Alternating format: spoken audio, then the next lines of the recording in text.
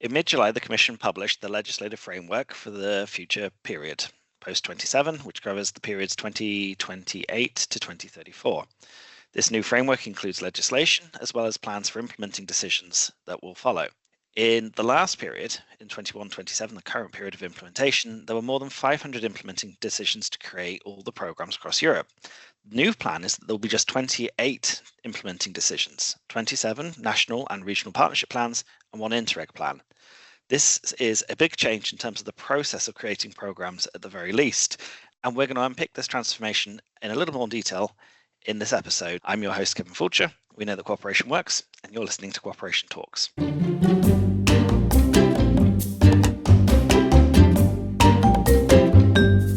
Joining me to discuss the changes is my head of managing authority, Petra Masashova.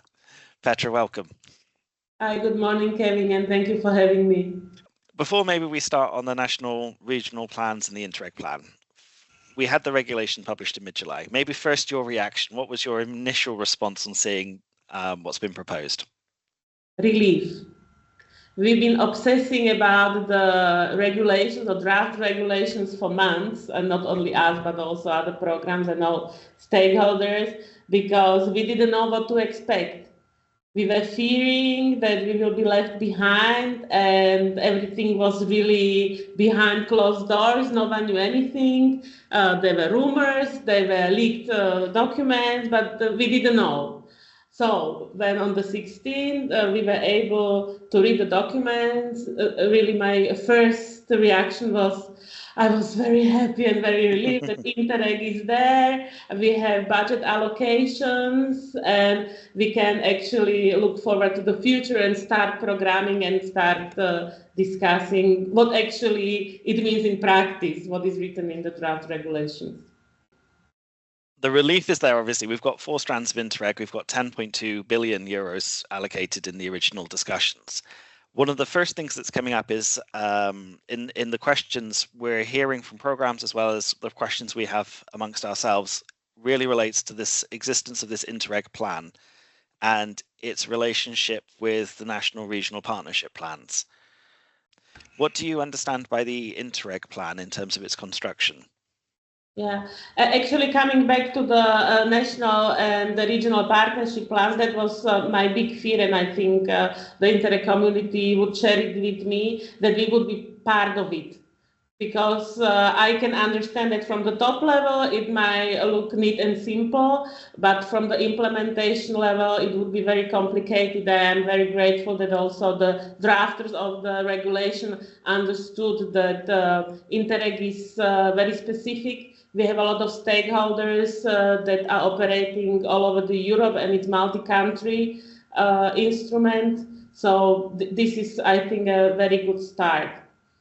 And regarding the simplification, well, we need to adjust and adapt as everyone else. So when we have one Interreg plan, and we will not have any more 86 individual programs, I think we will be able to work also within this concept. Of course, in the regulation, there is not much written yet, so we need to understand better what it means in practical terms.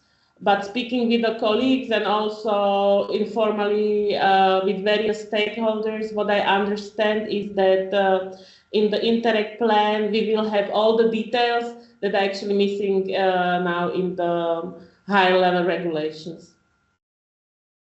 Yeah, and we've seen the references and talked about the references in the regulation to the ability to create rules for modalities of Interreg, which we're hoping, obviously, there's quite a lot, as you mentioned, there's quite a lot of kind of the structures of Interreg that are missing. So we wait to see what comes there. And then we understand the next stage would then be chapters of it, 1 chapter per program almost, or exactly 1 chapter per program, in fact. And just from your side, kind of key question, I think, for you as head of a managing authority, as someone who has to manage a monitoring committee, you also have all 27 member states in your monitoring committee. Plus Norway and Switzerland. Plus Norway and Switzerland, yes, absolutely. How do you see that working in reality with your member states? In my understanding, and really we are speaking about what we know now, which is not much, I must say, But what I read in the documents is that we have to submit a summary of a chapter. So I understand program equals chapter in the future, and we have to provide a summary in order to be approved and to be able to work.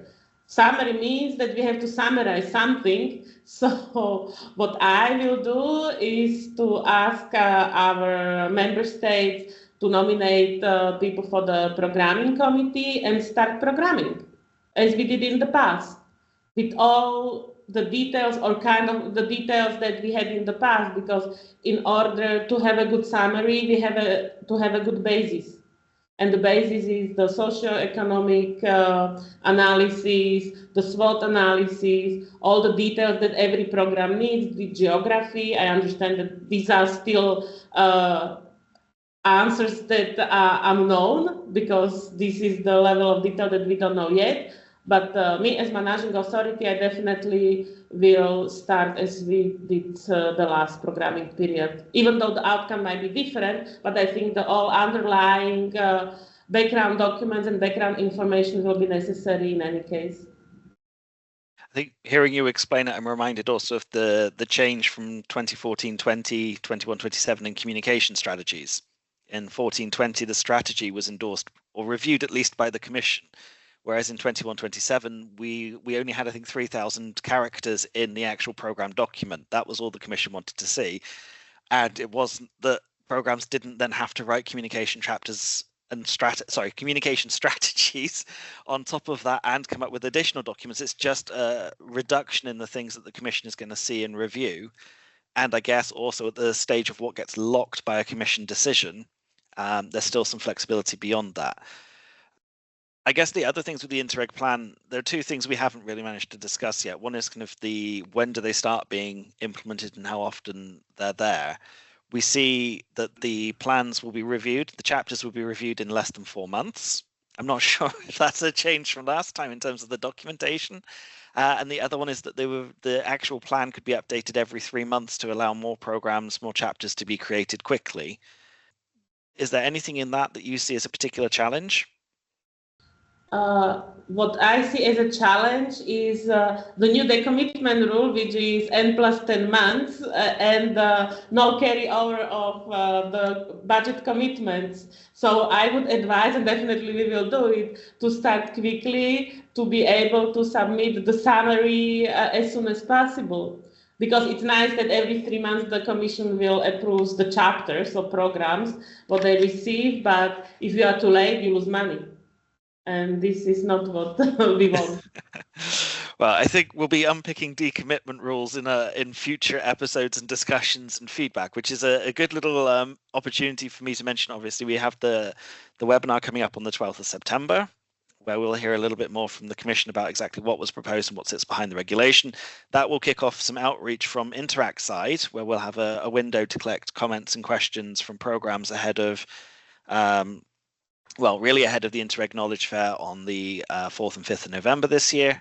And that will give us a chance to really hear from the Commission what's proposed, chance to hear from each other about what we're worried about. We expect decommitment, frankly, to be quite high up on the program's concern lists. So I'm sure we'll get some feedback along the way there as well. But that is our path forward on the rest of it. So what I'm hearing in that answer is actually that the plan structure itself, it seems that the key challenges are addressed, and actually the bigger issue is the decommitment rules, the financial rules, rather than the process maybe of creating the programs. Petra? Well, yes and no. Yes, because we assume that the programming process will be similar as it was last time. No, because there is one big change coming for all of us, and that's performance-based approach. This is something that is a novelty for the whole Interreg. And every program will need to deal with this requirement, which I don't think will go away for us because we are part of the big package. So this is an adjustment that everyone will need to do.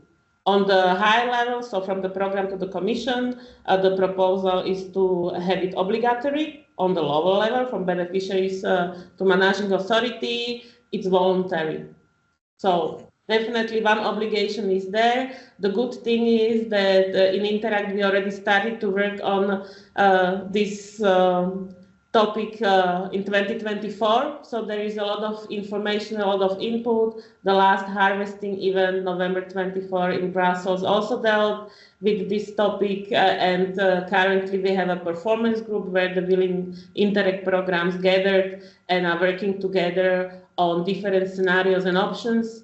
So I hope by the end of the year, we as an Interreg, and now I'm speaking not as a head of my program, but head of a program who is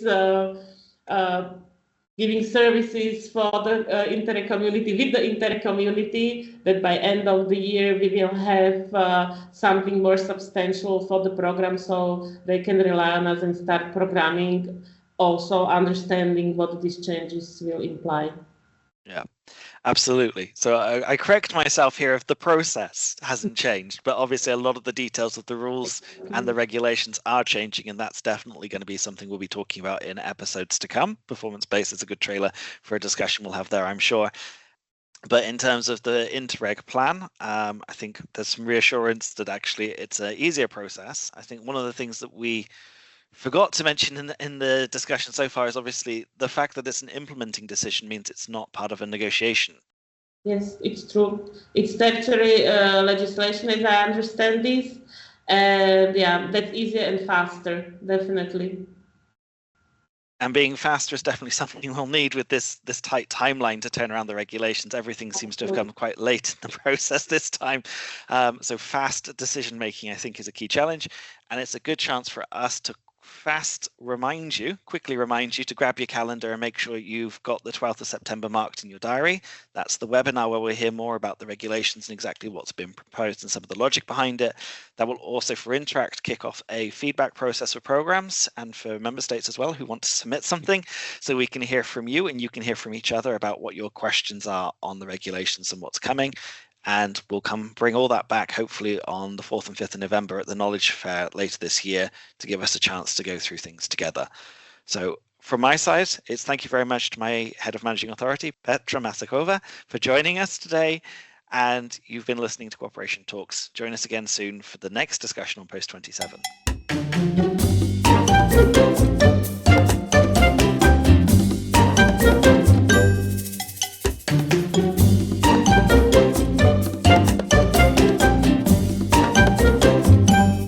Cooperation Talks is produced by Interact, an Interreg cooperation program co-funded by the European Union. Find out more information about Interact at interact.eu.